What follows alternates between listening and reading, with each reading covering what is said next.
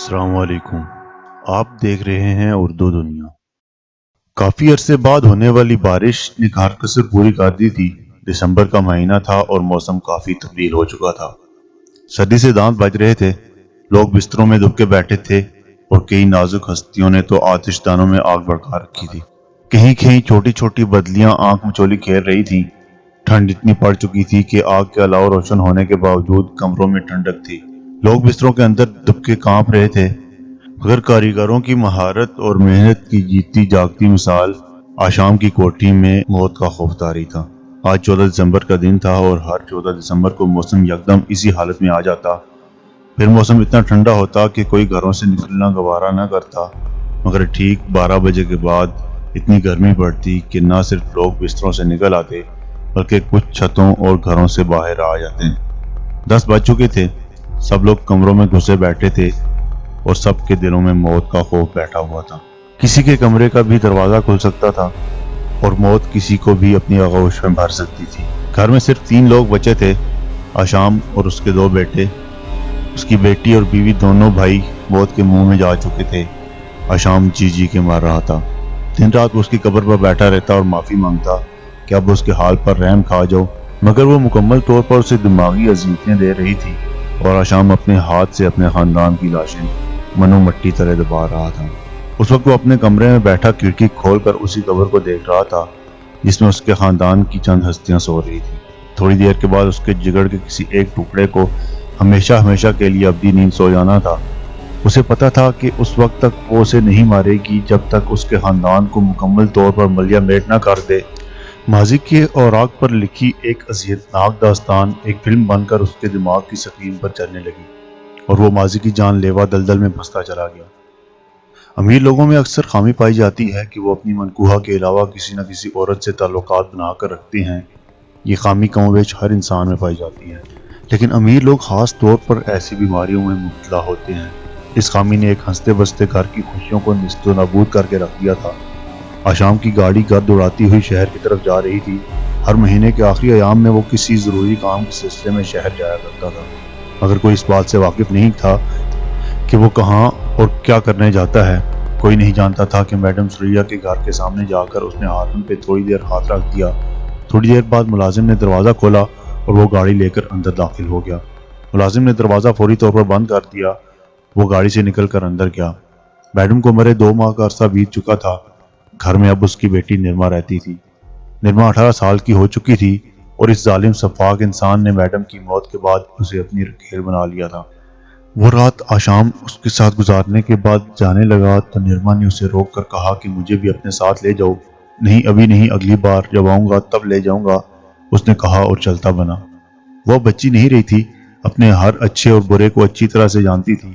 نہ جانے کیوں اس کے دل میں آشام کی طرف سے خطرے کے الارم بجنے لگے تھے۔ اس نے فوری طور پر خود کو عدالت میں پیش کیا اور اول تا آخر تمام رودات لفظ بلفظ سنائی، جسے ہر شخص نے سنا۔ وہاں کئی افراد جمع تھے۔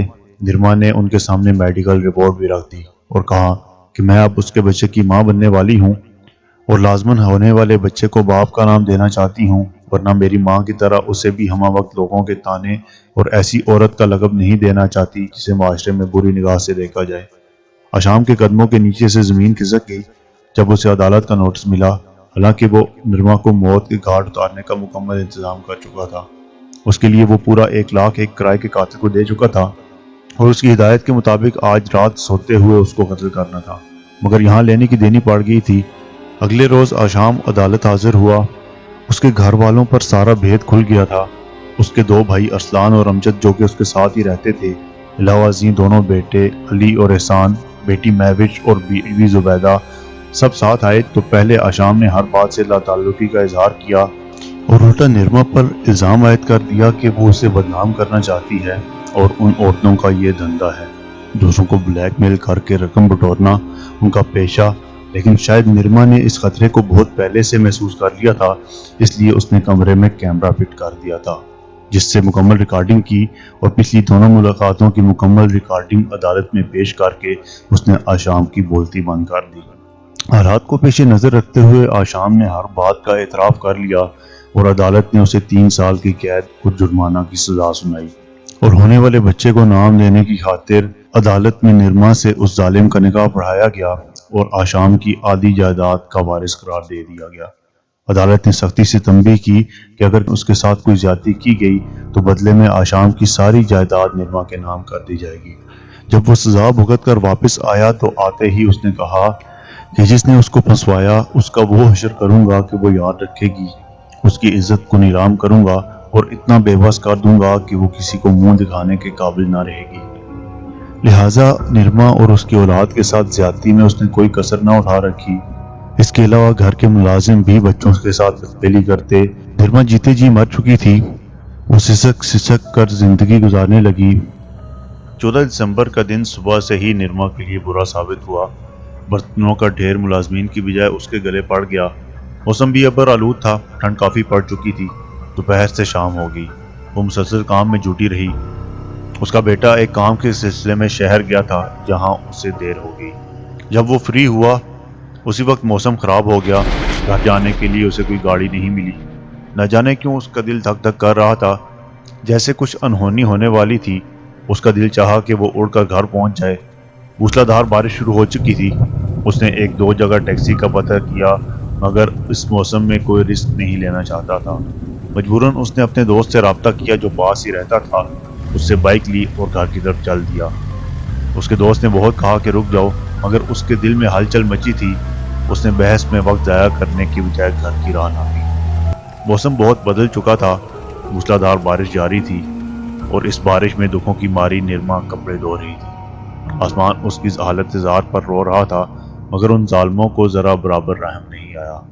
تبھی آشام کا بھائی امجد آیا، اسے باسو سے پکڑ کر گھسیٹتے ہوئے کمرے کی طرف لے جانے لگا۔ وہ مکمل طور پر شراب کے نشے میں دھت تھا۔ نرما کا جسم کچھ ٹھنڈ سے اور کچھ ظلم و ستم سے کانپ رہا تھا۔ اس نے بے بسی کے عالم میں مہوش اور زبیدہ سے مدد طلب کی لیکن جواباً وہ دونوں بھی اس کی بے بسی پر کہکے لگا رہی تھیں۔ دونوں بھائی اور بھتیجا کمرے میں موجود تھے جبکہ آشام، اس کی بیوی اور بیٹی کمرے کے پاس ہی بنے ڈرائنگ روم میں چائے سے لطف اندوز ہو رہے تھے۔ بادل گرج گرج کر طوفان برپا کر دینا چاہتے تھے، بجلی چمک کر ساری دنیا کو جلا دینا چاہتی تھی مگر قدرت کو کچھ اور ہی منظور تھا۔ ایسے پلک جھپکتے میں اگر ان ظالموں کو سزا مل جاتی تو وہ دنیا والوں کے لیے عبرت کا نشان کیسے بنتے۔ بادل آپس میں ٹکراتے تو بجلی پیدا ہوتی اور یہ بجلی دنیا جہان کو جلا کر بھسم کر سکتی ہے۔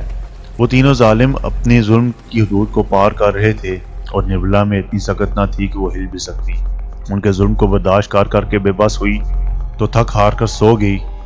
پھر انہوں تینوں نے حد کر دی۔ اوپر کی تیسری منزل سے نرما کا زخمی جسم نیچے پھینکا تو ایک دل خراش چیخ فضا میں گونج اٹھی۔ آشام، اس کی بیوی اور بیٹی نے کمرے کی کھڑکی سے جب یہ منظر دیکھا تو ان کے پاؤں کے نیچے سے زمین کھسک گئی۔ وہ کانپ کر رہ گئے۔ اسی اثنا میں آشام کی نظر گیٹ پر پڑی جہاں کوئی موٹر سائیکل پر سوار اندر داخل ہوا تھا اور موٹر سائیکل کو راستے میں ہی پھینک کر نرما کی طرف بھاگا تھا۔ اگلا منظر دیکھ کر اس کی اوپر کی سانس اوپر اور نیچے کی نیچے رہ گئی۔ خون میں لت پت اس کی ماں کی لاش زمین پر پڑی تھی۔ ماما، یہ آپ کو کیا ہو گیا ہے؟ علی نے نرما کا خون میں لت پت جسم باہوں میں بھر کر کہا۔ آخری سانسوں کا بندھن ٹوٹ رہا تھا۔ بیٹا، میں آؤں گی۔ اتنا کہہ کر نرما کا جسم اس کے بازوں کے شکنجے میں جھول کر رہ گیا۔ بادلوں نے گرج گرج کر آسمان سر پر اٹھا لیا تھا۔ بجلی چمک رہی تھی مگر دفعتاً بارش رک چکی تھی۔ واچ مین نے اپنی چادر میں نرما کو اچھی طرح لپیٹ دیا۔ اس کی آنکھیں بھی نم تھیں۔ وہ سب جانتا تھا مگر حالات کے ہاتھوں مجبور تھا۔ علی لاش اٹھائے تھر تھر کانپتا اندر داخل ہوا۔ سب نیچے آ چکے تھے۔ علی نے نرما کی لاش فرش پر رکھی۔ اب تو آپ کا جی بھر گیا ہوگا نا؟ پڑ گئی ٹھنڈ آپ لوگوں کے دلوں میں؟ کیا بگاڑا تھا اس معصوم نے تمہارا؟ علی غم و غصے میں دھاڑ رہا تھا مگر دوسرے ہی لمحے دھیمے لہجے میں نرما کی طرف دیکھ کر بولا، تجھے تیرا پورا انصاف ملے گا، یہاں نہیں تو اگلے جہان۔ اتنا کہہ کر وہ اندر کی طرف چل دیا۔ ایک وہی تھا جو نرما کا ہمدرد تھا، اس پر ہونے والے ظلم و ستم کو روکنے کی کوشش کرتا تھا لیکن یہ سب اس کی عدم موجودگی میں ہو گیا تھا۔ نرما کو رات کے اندھیرے میں ہی منو مٹی کے نیچے دبا دیا گیا۔ علی کمرے کی کھڑکی سے سب دیکھتا رہا اور خون کے آنسو بھی روتا رہا مگر وہ کر بھی کیا سکتا تھا؟ مرنے والے بھی اپنی اور مارنے والے بھی اپنے۔ وہ کرے تو کیا کرے سوائے اس کے کہ چپ کر بیٹھ جائے۔ ویسے بھی روز روز کے ظلم سے اس بیچاری کی جان چھوٹ گئی تھی۔ علی ہاسٹل میں رہنے لگا، کبھی کبھار گاؤں جاتا ورنہ وہیں رہتا۔ اپنی پڑھائی کی طرف توجہ دے رکھی تھی۔ آج 14 دسمبر کا دن تھا۔ عجیب سی بے چینی نے علی کو گھیر رکھا تھا۔ وہ کالج میں حاضر ہو کر بھی غیر حاضر تھا۔ ادھر آشام کے گھر میں آج اس کی بیٹی کے دن رکھے جا رہے تھے۔ علی کو بھی دعوت دی گئی تھی، مگر صبح اس کا ٹیسٹ تھا، اس لیے اس نے گھر جانے کا ارادہ ملتوی کیا۔ کچھ دیر گزرنے کے بعد جب بے چینی بڑھی تو اس نے رخت سفر باندھا اور گھر کی راہ لی۔ ہر شخص خوشگوار موڈ میں تھا۔ ابھی شام کے سائے ٹھیک سے ڈھل نہ پائے تھے کہ موسم نے کروٹ بدلی اور کالے بادلوں نے یک لخت آسمان کو اپنی لپیٹ میں لے لیا۔ آنن فانن موسلادھار بارش شروع ہو گئی۔ موسم دیکھتے ہی دیکھتے اتنا ٹھنڈا ہو گیا کہ ہر شخص آتش دان کی طرف بھاگا۔ رات 10 بجے کے بعد منگنی کی رسم تھی اور ساتھ ہی دن بھی طے کیے جانے تھے۔ بارش کی وجہ سے مہوش کو اس کی دوستوں نے ہی تیار کیا تھا۔ منگنی کی رسم اختتام پذیر ہو گئی۔ بارش تھی کہ رکنے کا نام ہی نہ لے رہی تھی۔ ہر شخص گھر جانے کے لیے بے چین تھا۔ مہوش اپنے کمرے میں آئی اور اندر سے لاک کیا تاکہ منگنی والا جوڑا اتار سکے۔ جیسے ہی اس کی نظر بیڈ پر گئی، اس کے پیروں کے نیچے زمین سرک گئی، زبان کنگ ہو گئی۔ باوجود کوشش کے کسی کو مدد کے لیے پکارے اس کے منہ سے آواز نہ نکل سکی۔ سامنے بیڈ پر نرما خون میں لت پت حالت میں بیٹھی کھا جانے والی نظروں سے اسے دیکھ رہی تھی۔ بہت خوش ہو آج، کیونکہ آج تمہاری منگنی ہو گئی اور تمہارے دن رکھے جا چکے، مگر تمہاری یہ خوشی کبھی حقیقت کا روپ نہ دھار سکے گی، کیونکہ یاد کرو آج دسمبر ہے اور وہی دن ہے جس دن تمہارے کہکے اور میری چیخیں گونج رہی تھیں۔ میری چیخیں رک گئی لیکن تمہارے کہکے نہ رکے۔ آج میرے کہکے ہوں گے اور چیخیں تمہاری۔ مہوش کا جسم تھر تھر کانپ رہا تھا۔ اس نے چیخنے کی کوشش کی مگر اس کی زبان سے الفاظ ادا نہ ہوئے۔ بھاگنے کی ناکام کوشش کی مگر بے سود۔ یوں لگا جیسے اندیکھی زنجیروں نے اس کے پیروں کو جکڑ لیا ہو۔ تب اس کا جسم ہوا میں اٹھنا شروع ہو گیا۔ یکدم بادل گرجا، بجلی چمکی۔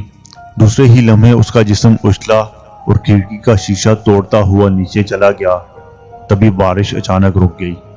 بادلوں کی گرج، بجلی کی چمک ختم ہو گئی اور ایک دم اس کی گنگ زبان میں طاقت آئی اور اس کی چیخوں نے سب کو اپنی طرف متوجہ کیا۔ سب دوڑ کر اس کے کمرے کی طرف گئے۔ دروازہ توڑ کر اندر داخل ہوئے تو اہل خانہ کے علاوہ جو مہمان اندر داخل ہوئے تھے ان کی اوپر کی سانس اوپر اور نیچے کی نیچے رہ گئی۔ اندر کا منظر ہی ایسا تھا۔ خون میں لت پت ایک لڑکی کھڑکی میں کھڑی تھی جسے کچھ لوگ جانتے تھے اور کچھ نہیں۔ تم آشام سے بولا نہ گیا؟ ہاں میں۔ یاد کرو آج 14 دسمبر ہے اور یہ وہی دن ہے جب تمہارے ظلم کی مجھ پر انتہا ہو گئی تھی۔ تم لوگوں نے نہ میرے زخم دیکھے نہ میری حالت، اپنی پیاس بجھائی اور مجھے کھڑکی سے نیچے پھینک دیا۔ دیکھ تیری بیٹی بھی اسی طرح مری پڑی ہے جس طرح میں مری تھی۔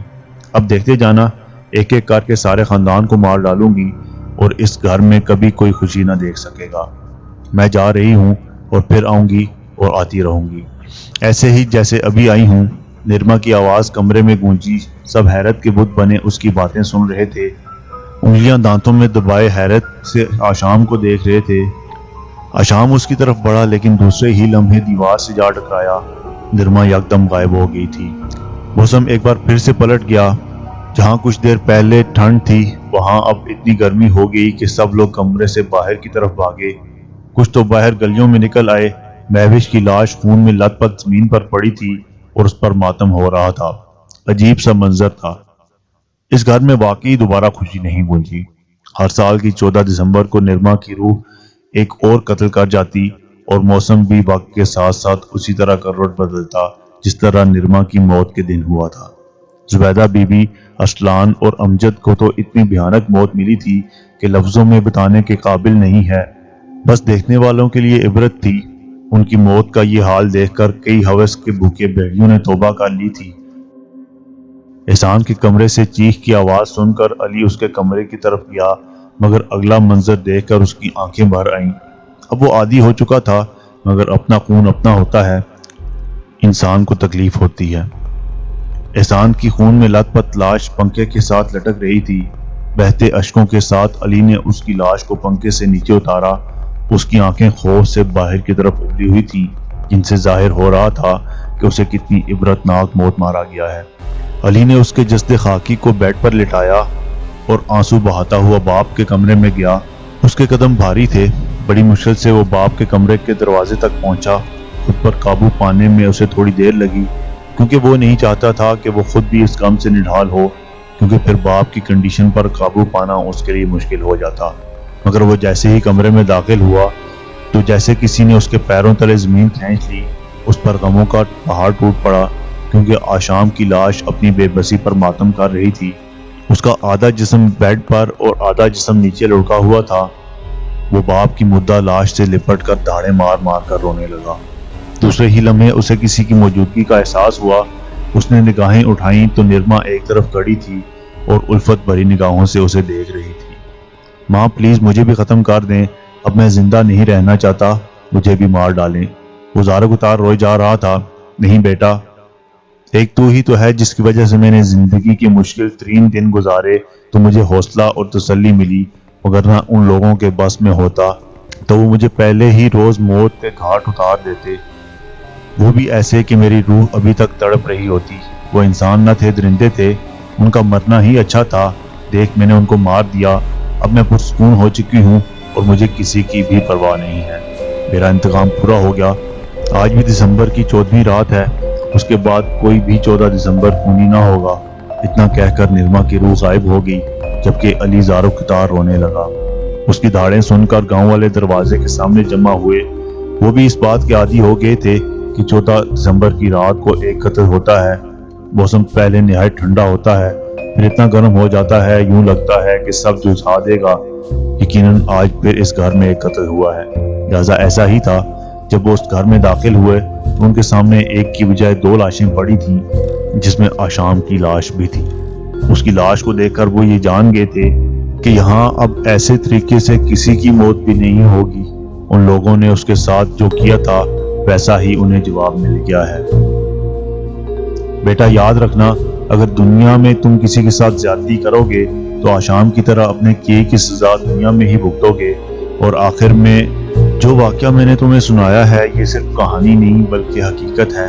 अली अपने दोनों पोतों को सुनाकर बोला। दोनों पोते रोजाना जब तक अपने दादा से कहानी न सुन लेते उन्हें नींद न आती थी।